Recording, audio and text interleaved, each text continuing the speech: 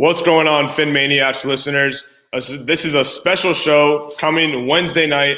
And before we welcome in our special guest, who's going to be arriving in about 5 or 10 minutes, I'm going to welcome in Usam Patel. Usam, you look tired. I don't know if it's maybe because of work or if it's because of that 35-0 loss that happened to Brian Flores' Miami Dolphins this past Sunday. How's everything going, buddy? I'm dead inside. What about you?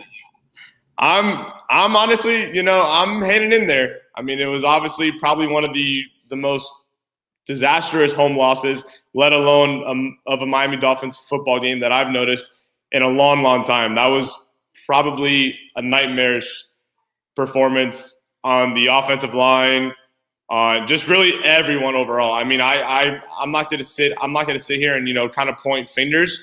But there's a lot of people to blame for that 35-point loss this past Sunday against the Buffalo Bills, who have had Brian Flores' number since he got the job back in February of 2019.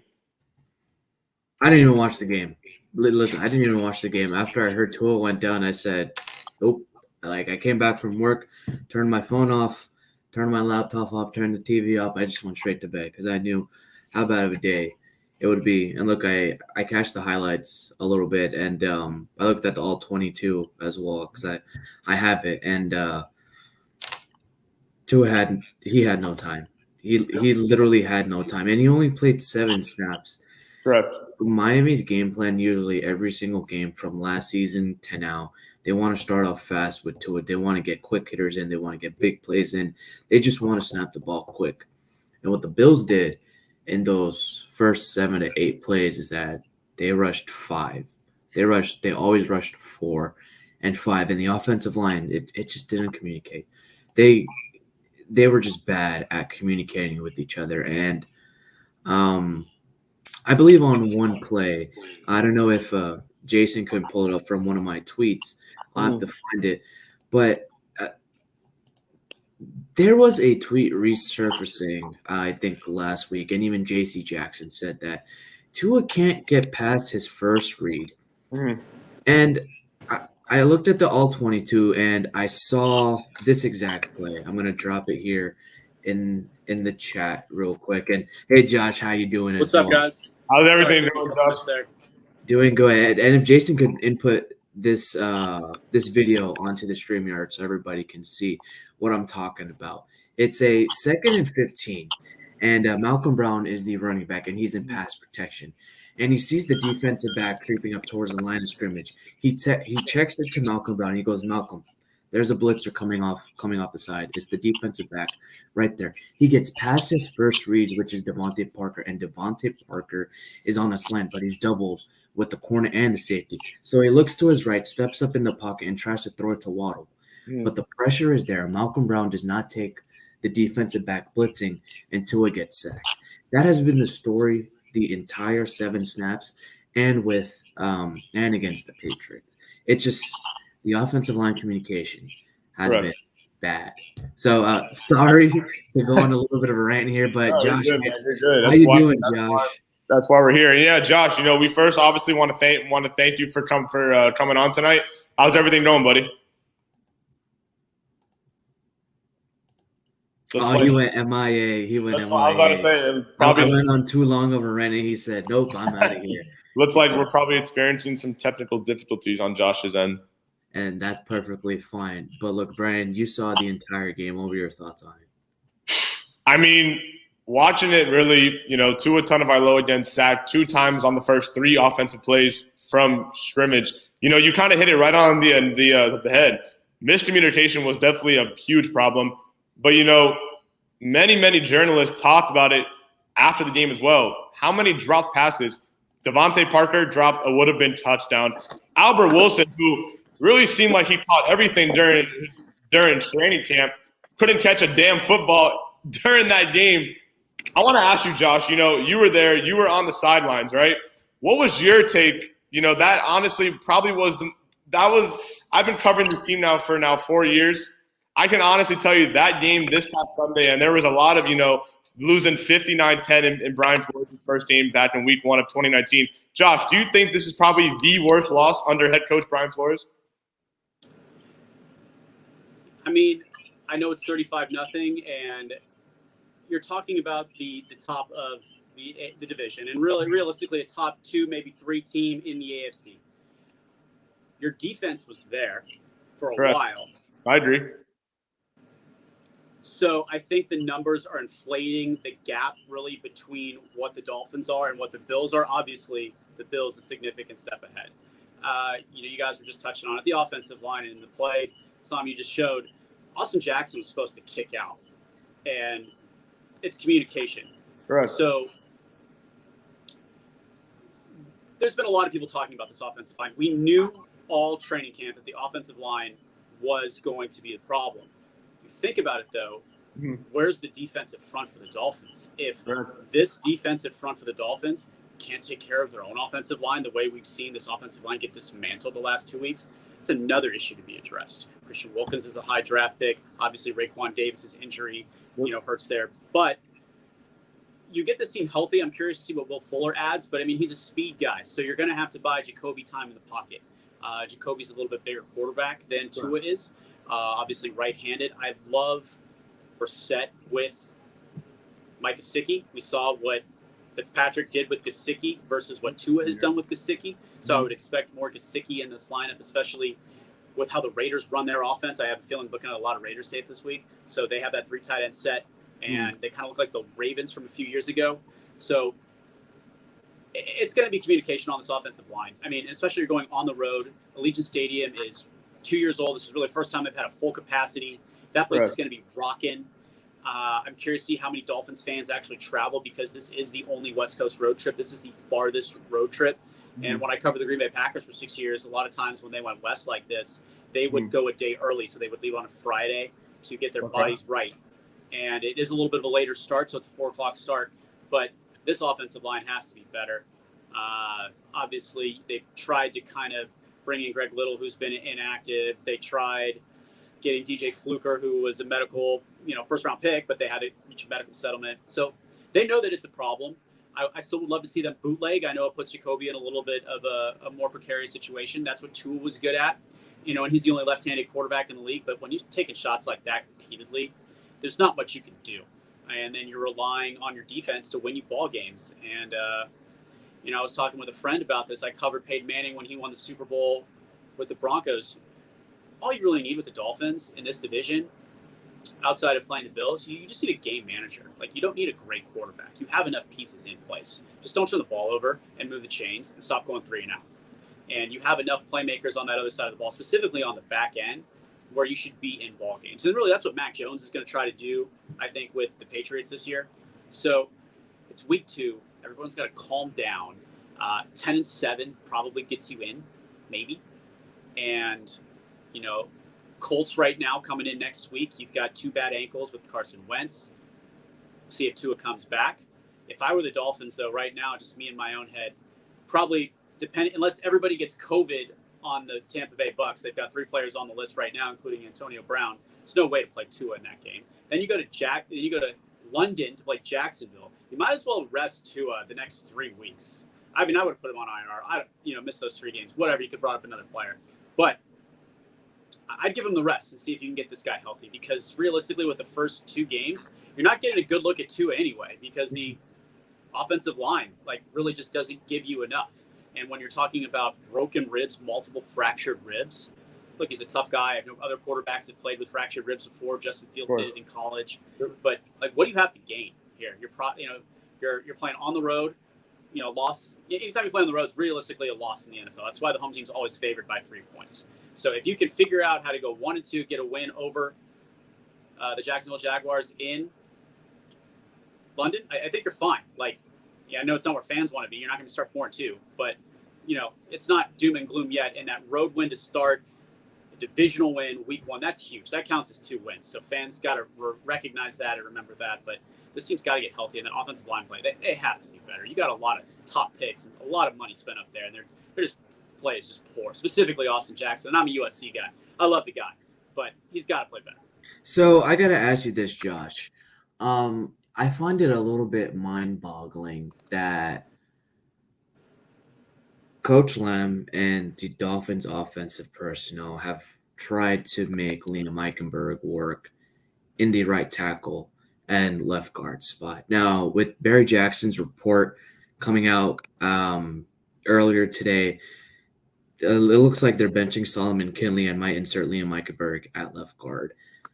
Is this kind of like another Eric Flowers situation where Liam Eichenberg can help Austin Jackson improve a little bit, communicate with them on the left side, since he did play left tackle at Notre Dame and he barely ever gave up any sacks and little to no pressure?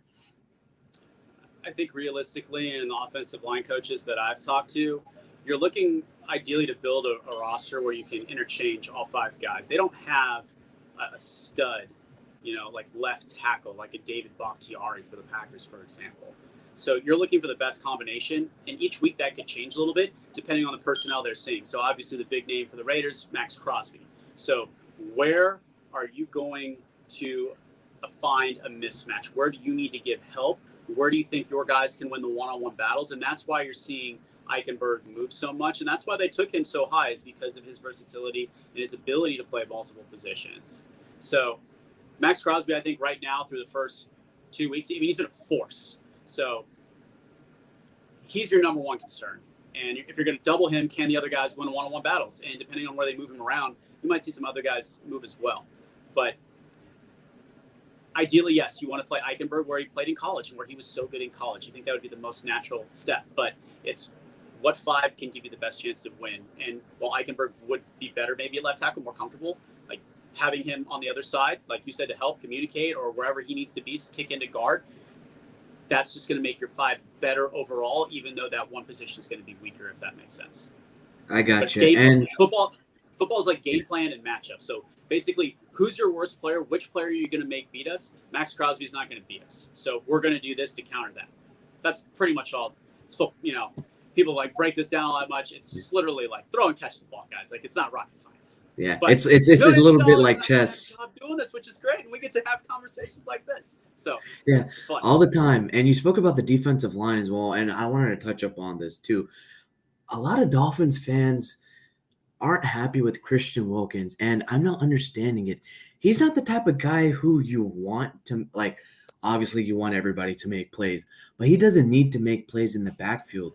The Dolphins drafted him number 13 in 2019 to eat up space, to get those blocks. And look, he was the 5th highest graded player on that Dolphins defense with the 74.9. The second highest, Zach Sealer, who's also on that Dolphins defensive front end, that front 3 with John Jenkins and Adam Butler also rotating, and we hope Raekwon Davis gets better. The top guy, it's Jason's guy, Andrew Van Ginkel, 91.1. X is also there with an 82.3. Javon Holland with a 77.5. And I predicted that he would take more snaps this game as they try to make a game plan, kind of like what Pittsburgh did against the Bills week 1. I mean, it worked in the passing game, but those first 2 touchdowns just really held back the defense. I mean, if you're down 14-0 that early, you're going to have a little bit of issues with that defense. And look, they held it. They really held it down for that offense, and that offense failed them. It's like the same old Dolphins of your years past. No offense, you're not scoring, you're not helping that defense out at all. And the offense needs to buckle up. And I wanted to ask you, because USC also runs an RPO offense. We've seen the RPO offense in the NFL, mainly with the Philadelphia Eagles during that Super Bowl run. Now the Dolphins are trying to do something like that. And everyone is saying how great Tua Tagovailoa is great at running that RPO ops at that RPO. He did it at Alabama. I mean, that's at Alabama. You can do it in college all you want. You're going to be successful. And he has the trigger to do it. But can it be done in the NFL? I mean, obviously it can be. Like, we've seen it executed. Especially if you're going to talk, but Tua's not Lamar Jackson. Like, there's just a different skill set. But when you're looking at this offensive system, you're looking at putting the best system in place for the personnel that you have. I'm going to be real with you. If Deshaun Watson didn't have these legal issues, I think the trade would have gone through for Deshaun Watson prior to the draft. That was all of the talk. They were kind of ready to move on from Tua. and then they're in the situation that they're in. Nothing to take away from Tua, but that's who they went with the number 5 overall pick. You can scream Justin Herbert to the moon, it ain't changing. So how do you win a football game? And he's most comfortable in the RPO, so that's what they're going to go with to fit his skill set. And you can, it really just depends on how the defense is playing you. And again, I default to the Packers, and I covered the Broncos before that. So it was Peyton Manning and it was Aaron Rodgers. Granted, you have 2 Hall of Fame quarterbacks. But the biggest difference between those two and Tua, for me, is the pre-snap read. And you guys talked earlier about, getting through, the progressions. Those two knew what the defense was going to do before even snapping the ball. So Tua is still, that's where the RPO helps, where you can disguise some of that. So I think that's helping in that process. But with this offensive line, not giving him any time to throw, it really doesn't matter because you've got somebody in your face. So you can put whatever offense you want in there. So that's the biggest issue. But now it's just being creative and trying to figure out, how you can get your guys into space. Myles Gaskin is a weapon, and they got to figure out how to utilize him. I think Achman did a good job catching the ball out of the backfield. If the defense is going to, play, too high safety, take the 5 yards. Can you be disciplined enough? But Tua's going to go right now with the initial read. That's what the college game was. And when you're Alabama and you've got 5-star recruits in every position, you're going to win one-on-one situations. You don't have that in the NFL. I'm hoping that Will Fuller will be able to stretch the field, which will make, the underneath pass to Mike Gesicki more available. But you got to protect your guy. And if you're running for your life and you got somebody in your ear hole, you're not going to do anything. But this should be the biggest advantage that Tua has. It's because he's the only left-handed starting quarterback in the league. There is no tape on any left-handed starter. It is backwards for every single defense facing Tua. And I'm pounding on the table. So Josh, so obviously, Brissett's going to be starting with Tua's injury now. Are you worried that Jacoby, do you see him getting it done? So, because the Raiders, they're coming off really 2 impressive wins that a lot of people thought they were probably going to start the season 0-2. Look, Derek Carr's playing the best football of his career right now. I think he's got over 800 passing yards in 2 games. He's throwing for over 400 yards a game. We talked about the defensive front. They're going to put pressure on him. You've got Xavier Howard in the backfield. You've got, in the back end, you've got, we'll see what Byron can do. Those are your 2 money guys. They've got to play well. But realistically, I had no chance that – I really thought they had a chance week 1 when they got to win. I thought the Bills were going to beat them. I didn't think they were going to beat them. I thought it was going to be more like 35-14. I think this is a very one-sided game going to Las Vegas just with the personnel that they have, even if Tua's healthy, realistically. I don't really think Jacoby makes a difference because of the offensive line play. There's no greater difference. You're going to have to win the turnover battle, which you talk about every week. And I believe the Dolphins have forced 3 fumbles, which leads the NFL. And so it's going to be about turnovers. Can you manage the game and can you move the sticks? And I'm curious to see what Jacoby's done. If you look at him versus Tua, Jacoby started, I think it's 32 games in the NFL, so he has more experience. It's not like he hasn't done this before. This is why they're paying him $5 million to be a backup. They knew in case Tua got injured, that he would be comfortable enough to be the guy. So that's there. They knew this would happen. I don't think the offense looked drastically better or different with Jacoby versus Tua. I know Tua's the sexy name. Tua's the top 5 pick. But it's about the other players. And realistically, it's all that communication on the offensive line. And you're going on the road. So you're going to have a loud atmosphere. You might have to go to the silent count. You might have to go to hand signals. And, you might need the boards like they do in college on the sideline. Hold up the boards. You could. Yeah, you could. Everybody does it differently. But these are games where you're just going to have to make plays. And I think it's your 5-yard quick slant. Can Will Fuller, is he willing to run that route? And can you make a catch in traffic? And can you bust tackles? And can they turn the ball over? Force the other team to turn the ball over. So they're going to have to play fundamental football, and they're going to have to be very disciplined and, hopefully make some things happen. But, even if they're at full strength, I'm picking the Raiders all day. It's it. So the only really positive that, you can really take away from this 35-0 loss was the defense forcing 2 turnovers. From your view, when you were there, what did you see from Xavier Howard's pick? Was kind of the ball was thrown a little behind him. He's in the right spot. That's But that's Xavier Howard. Like you're paying him to do this, and you know that you're going to get that from him. You mentioned Javon Holland. Mm-hmm. You know, he's a growing player. I mean, he was the number 1 grade safety coming out of this year's draft class. He hasn't played a lot of football. I think his ceiling is really, really high. I'm excited for him. But between him, Byron Jones, McCourty back there, I mean, they're pretty solid. Van Ginkel has been good, as you said, highest graded. You know, I want to see something, you know, from that linebacker core. I think Jerome Baker had a really good game. You know, it's hard, though, with those guys that we mentioned kind of in that traditional nose position, like Christian Wilkins. They're there. They're eating up the space, but you need to see more on the edge. Emmanuel Ogbah had some good moments. He's got to get to Derek Carr. I don't know what the situation is with Josh Jacob. If it's going to be him or former Dolphin Kenyon Drake. We'll see as the week progresses. But they're going to have to force turnovers. But this was a top 10 defense in the league last year, and I think they improved this year. So they should be right there. They'll keep you in the game, but they're going to have to win this game. And as long as Jacoby Brissett doesn't turn the ball over, they should figure out how to get 14 points. You should get 17 points. Speaking of Jacoby Brissett, one of the beat writers who's also your colleague, Marcel, from ESPN Stats Info, Jacoby Brissett is 11-19 in 30 starts over the last 5 seasons. He's among the worst in QBR and yards per attempt in that time, and is the only quarterback with at least 25 starts completing under 60% of his passes. It's already not looking too good based on those stats, and Jacoby was under a lot of pressure, even in that RPO offense. And let's get into a little bit of philosophy here. And one of the guys on Dolphins Twitter, Finston, he did a breakdown of the RPO offense that the Dolphins did, and I'll go ahead and read it off to you. So a little bit of a learning opportunity for everybody watching and everybody involved. So during that Eagles Super Bowl run, that RPO was actually a new concept in that NFL. And sometimes you had an ineligible man downfield, and it wasn't that policed heavily.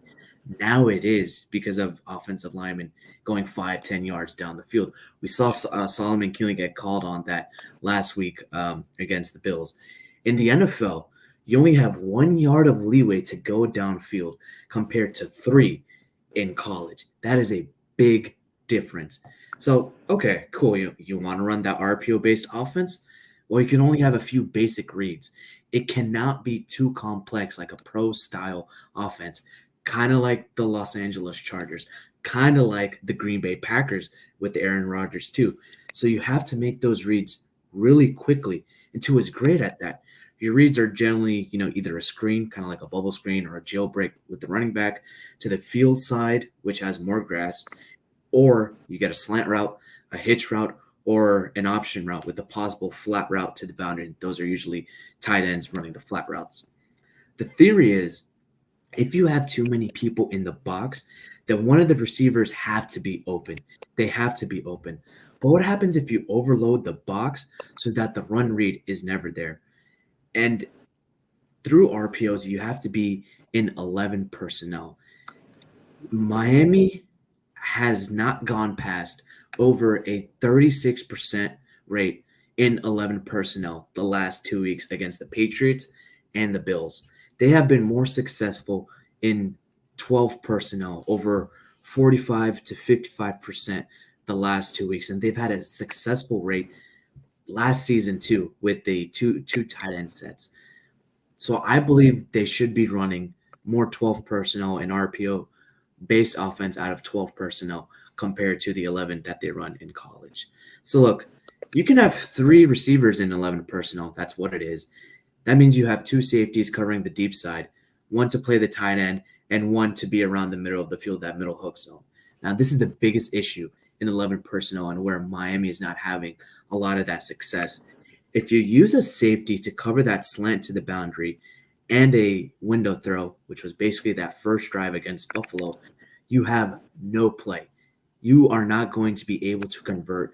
You're going to try to throw the ball. It's either going to be batted down, incomplete, or picked off, and you don't want that.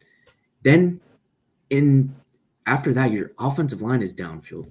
The only real play you have on that RPO is the run. That's it. And the Dolphins cannot run the ball, Josh and Brandon. They have proven they cannot run the ball the last 2 seasons. And now the offensive line isn't that aggressive. moving to the second level and getting off the line on run block. And this causes a myriad of problems. And because you have no downhill running game, you have no threat of play action, which Tua is great at. So what do you do? What do you do to solve that problem? That's what the Dolphins offensive personnel and the offensive coaches, George Godsey, Eric Studesville, quarterbacks coach Charlie Fry, need to figure out to get this offense going, to get this offense to score points, to help this offensive line be better in pass blocking and run blocking, so that whoever's at quarterback, Tua, Jacoby, or Reed, we're going to see in the next couple weeks, can get the ball downfield, can be in those play action passes, have time to read the field and throw the ball to their deep threat weapons in Jalen Waddle, Preston Williams, and Will Fuller. If they can't figure that out within the next 2-3 weeks, will they ever figure it out during this season? I think it's a work in progress, but it's all about that push. And you really hit on it. The RPO, I think, for the people listening, the 3 yards versus 1 yard in college versus the NFL is a big deal. Like, that is your push. That's what you're going off of. Sometimes, like in my conversation with Aaron Rodgers about this, he's like, I would honestly rather do this in shotgun but then you're trusting that your offensive line can win one-on-one battles and create that lane. But you essentially, by putting him in shotgun, you have that 3 guard, but you're starting further back. So you're going to have that much more positive yardage, if that makes sense. So it also depends on who you want to get the ball to. Like, for me, your most reliable receivers are Mike Gesicki at tight end and Jalen Waddle. That's it. I don't trust Devontae Parker. I don't trust Albert Wilson. I don't trust Jakeem Grant. Those are your 2 guys. So if you're going to play Gesicki, he's not blocking. So there goes your 12 personnel, realistically. So with Will Fuller in the mix, all right, now you're going to put him opposite Waddle, or you're going to put him on the same side. Are you going to run crossing routes? Like, what are you going to do with those guys? Shot plays, play action shot plays. That's what it Exactly. needs to go. But with play action, is your offensive line going to hold up? That's the key. Josh, I just wanted to, just throw something in real quick. So you said you don't trust Parker. Why is that? I think he has a history of drops. I mean, you want to root for the guy. The guy's got every physical attribute you could ever want. Dropped a sure touchdown pass. Yeah, I was a little high, but that's a play you got to come up with. Oh yeah, of course. Josh is used to Devontae Adams catching everything, Brandon. So there's a bit of a curve here. There's a bit of a curve here. But I mean, he's your. I mean, look, you're paying Will Fuller $10 million this year plus, so he's your number 1. So we'll see what happens, but he's your guy. Like, he's supposed to be your guy. And Devontae Parker, when he's healthy, has been really, really good. Like, I think they sent something out. He was a top 10 receiver in certain stats when he's healthy, but he's got to stay on the field. So Preston Williams, another big body. We'll see what he can do.